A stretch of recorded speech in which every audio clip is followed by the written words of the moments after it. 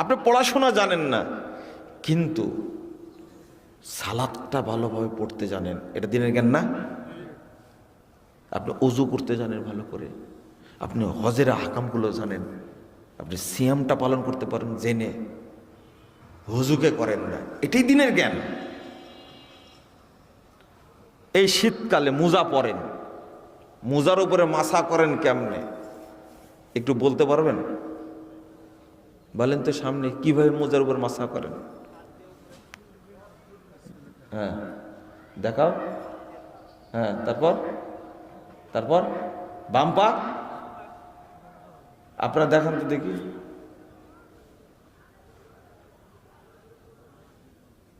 হ্যাঁ ডান পা ডান হাত, বাম পা বাম হাত, এটা ঠিক?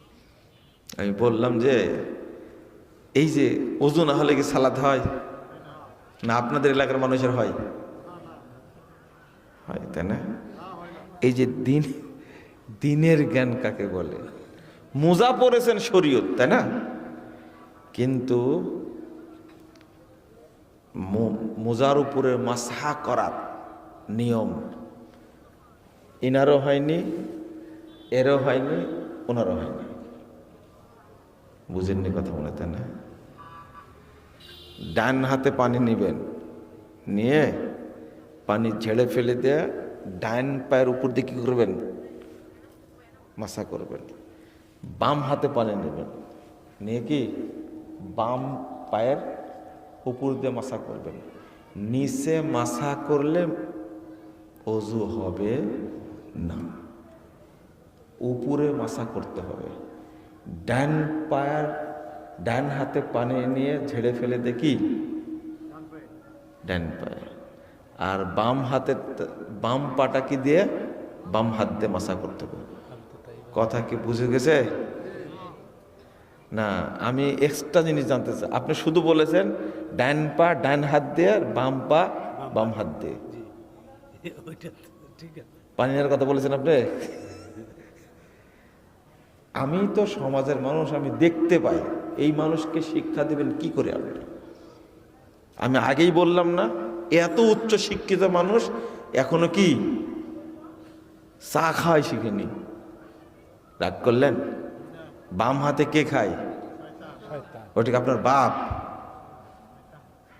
ওটা কি শয়তান না? যে সন্তান বাম হাতে চা খাওয়া শিখছে, পানি খাওয়া শিখছে, খাবার খাওয়া শিখছে, ও শয়তানের কাছ থেকে শিখে ওর বাপের কাছ থেকে শিখছে? কোনোদিন নয়। ওর বাপ ভালো মানুষ, ওর বাপ ভালো মানুষ। এই জন্য তো নাম রাখছে জাফর ইকবাল। বুঝেননি কথা? মা ভালো বলেই তো নাম রাখছে জাফর ইকবাল, কিন্তু হয়েছে শুয়োর, বানর হয়েছে। বুঝেননি কথা? গবেষণা পড়াশোনা করে কি হয়েছে? বলছে নাস্তিক কেন? বানর বলেন, নিজেই বলছে আমরা বানর থেকে জন্ম নিয়েছি। নাউযুবিল্লাহ, আস্তাগফিরুল্লাহ। তে বাপ ভালো তো, নাহলে এত সুন্দর নাম রাখে? অত সহজ নাম রাখবে জাফর ইকবাল? নাম রাখছে আহমদ শরীফ। কি নাম রাখছে? আহমদ শরীফ। আহমদ শরীফ নাম রাখছে বাংলাদেশের 1 নম্বর নাস্তিক শয়তানটা। ওর বাপ ভালো না? অবশ্যই ভালো, এত সুন্দর নাম রাখে। অতএব শিক্ষিত হলেই তাকে আপনি বলবেন ভালো মানুষ, এটা বলা যাবে না।